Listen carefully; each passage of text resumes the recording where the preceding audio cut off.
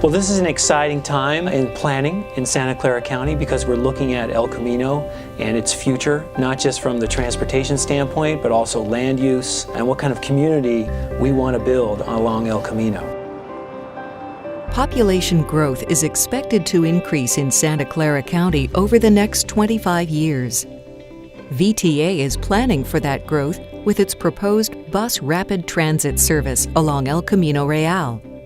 If we allow growth to continue relying only upon automobiles, we're very quickly going to fill up the roadways we have. The ability just to move around becomes unsustainable if all we're going to depend upon are cars. What bus rapid transit offers is something that's cost effective, that we can build with a reasonable investment, but also offers those amenities and that competitiveness with the automobile that really will compel people to use transit in the future. Transit is sort of the next step that we need to take in an area that is moving from suburban to a more urban setting. Bus rapid transit is in line with the whole spirit that we have in Silicon Valley, where we embrace innovation, effective and efficient solutions. A redesign of El Camino Real will go a long way towards helping the Bay Area meet its regional goals for greenhouse gas emission reductions. AB 32 with reducing greenhouse gas involves a lot of technology. We're going to have to make sure the cars are more efficient.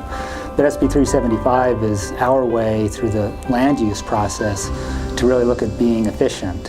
What we're really doing with something like BRT is creating opportunity for more people to be in those places where they can use transit and not have to rely on cars every day. This will be a high-tech approach to responding to the high-tech future we expect to have.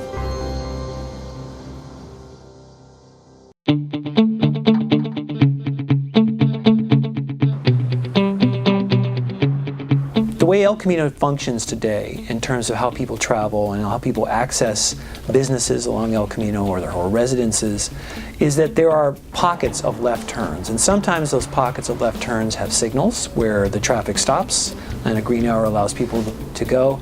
Other times there's no signal and people are making a yield and they're just crossing at that pocket.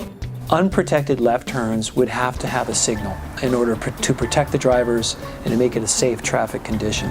In a dedicated bus lane configuration, the left turn lane would be located to the right of the bus-only lane, so that creates a conflict at unsignalized intersections where you could have cars trying to make a left turn across the lane that an oncoming bus is coming in.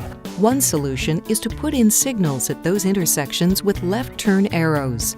And that'll have the advantage of allowing those cars making left turns at the intersection to do so protected by a green light, and it'll also help pedestrians crossing because they'll have a signalized crosswalk they can use instead of taking their chances like they might now.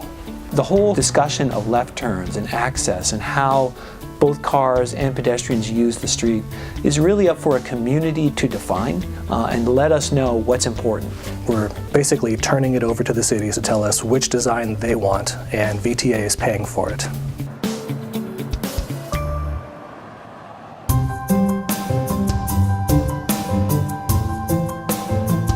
As we move forward with this project, the hope is that the project can help these communities define what their vision is for their individual main street in their town, but also help connect all the communities that are along this corridor, the whole 17 miles in all 6 cities, because we all are really connected. If we fail to do it today, we will get to the point where congestion is just so bad that everyone will say, why didn't we do it before?